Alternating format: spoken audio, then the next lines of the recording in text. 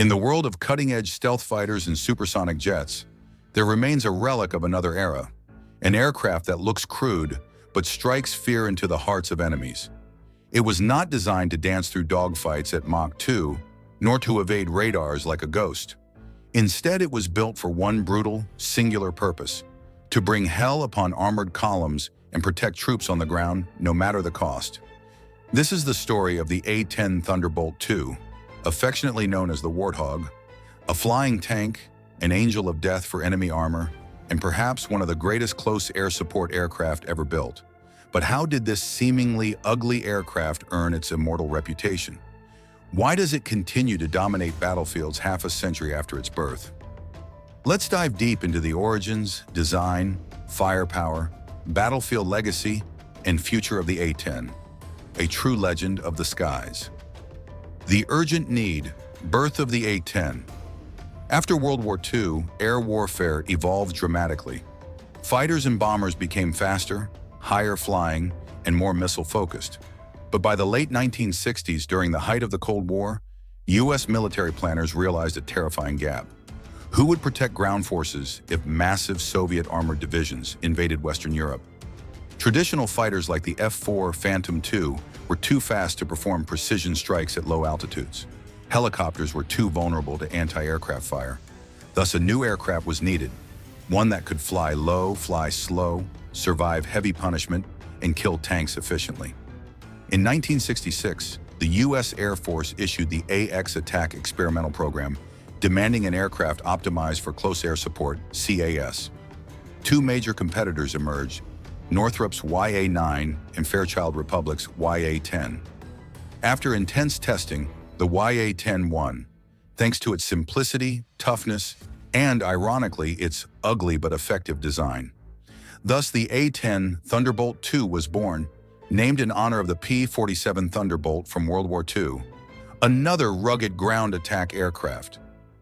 Design philosophy: built like a flying tank. The A-10's entire design philosophy is brutally utilitarian. Titanium armor. The pilot sits inside a 1,200-pound, 540-kilogram titanium bathtub designed to withstand hits from 23mm armor-piercing rounds. High-mounted engines: the twin General Electric TF-34-GE-100 turbofan engines are mounted high on the fuselage to protect them from ground fire and debris. Straight, thick wings, designed for low-speed maneuverability, high lift, and the ability to carry massive payloads.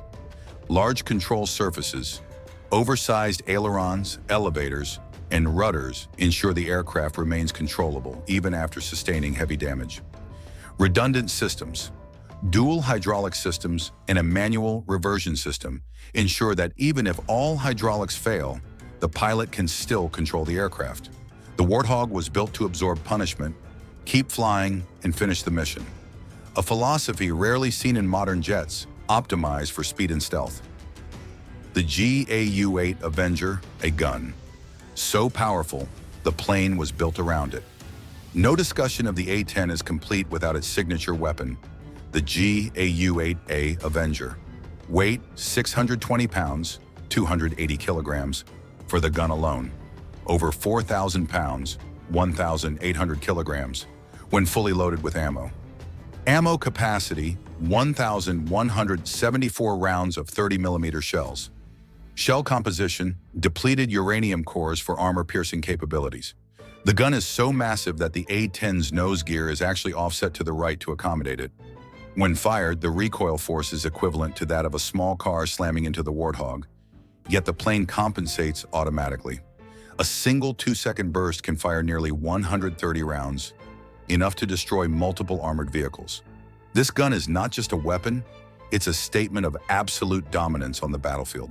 Full arsenal, versatility beyond the gun. While the GAU-8 defines the Warthog, its other weapons make it a true Swiss Army knife of destruction.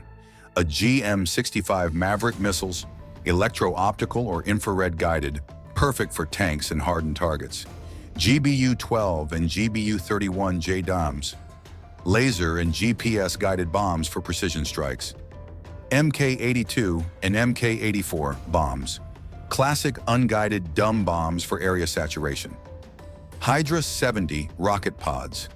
Effective against infantry, light vehicles, and fortified positions. Cluster munitions, CBU 87/97, for devastating enemy armored columns and concentrations. Advanced targeting pods, like Sniper XR or LITENING pods, providing laser designation and high-resolution imagery. With 11 hardpoints, the A-10 can carry a combination of these weapons tailored to any mission it faces. Battlefield record, legends are forged in Fire Operation Desert Storm, 1991. A-10s flew over 8,000 sorties in the Gulf War, destroyed over 900 Iraqi tanks, 2,000 other military vehicles, and 1,200 artillery pieces. Only 7 A-10s were lost despite operating in one of the most heavily defended airspaces. Kosovo War, 1999, flew close air support missions against Serbian forces, survived ground fire, and helped protect NATO ground units in difficult mountainous terrain. Afghanistan and Iraq, 2001 to 2010s, provided life-saving close air support during counterinsurgency operations, often operated in rugged terrain where faster jets were ineffective. Syria, 2015 to present, played a key role in destroying ISIS strongholds, conducted precision strikes in urban environments without causing excessive collateral damage. Pilots often recount how the A-10's low-flying capability allowed them to identify threats like improvised explosive devices, IEDs, and ambushes, saving countless Allied lives. Tactics and flying style. The art of chaos. The A-10's operational tactics are as brutal as they are elegant. Low and slow, typically flies at 300 to 400 knots at altitudes as low as 100 feet. Loiter capability, can remain over a battlefield for hours, providing persistent support. Diving attacks. Steep attack angles allow for greater accuracy and gun effectiveness. Pop-up attacks, rise sharply, deliver weapons, and descend quickly to minimize exposure. Buddy talk. Pilots often communicate directly with ground controllers for real-time targeting. This intimate cooperation between air and ground forces is what truly sets the A-10 apart. Modernization and the future.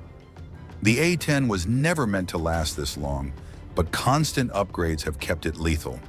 A-10C upgrade. Introduced new avionics, digital displays, GPS-guided munitions, and advanced targeting pods. Wing replacement. New wing sets installed under the Thunderbolt lifecycle program extend lifespan through the 2030s. Helmet-mounted systems, enhancing pilot situational awareness and targeting capabilities. Despite attempts to replace it with the F-35 Lightning II, the Warthog continues to prove that no other platform offers the same level of dedicated close air support. The A-10's enduring legacy. The A-10 represents something almost forgotten in today's era of remote warfare and high-tech jets, a raw, visceral connection between pilot and battlefield. It doesn't just drop bombs from 30,000 feet. It doesn't just fire missiles from beyond the horizon. It flies low enough for the pilot to see the ground troops, to hear their calls for help, and to respond immediately with overwhelming firepower. It is not just an aircraft. It's a protector, a hammer, a savior. Conclusion: thunder that echoes through generations. The A-10 Thunderbolt II is proof that effectiveness isn't always about sleekness or speed. Sometimes victory belongs to the machine that's simple, brutal, and stubborn enough to survive and to protect those who need it most. Even as newer, flashier aircraft enter service, the Warthog remains a towering figure of reliability, courage, and overwhelming force. As long as there are soldiers on the ground who need air support, the A-10 will keep flying, keep fighting, and keep delivering that unforgettable, heart-stopping sound. Brrrt! And perhaps that's the greatest legacy of all. Not just an aircraft, but a symbol of unbreakable support, forged in titanium and written in thunder.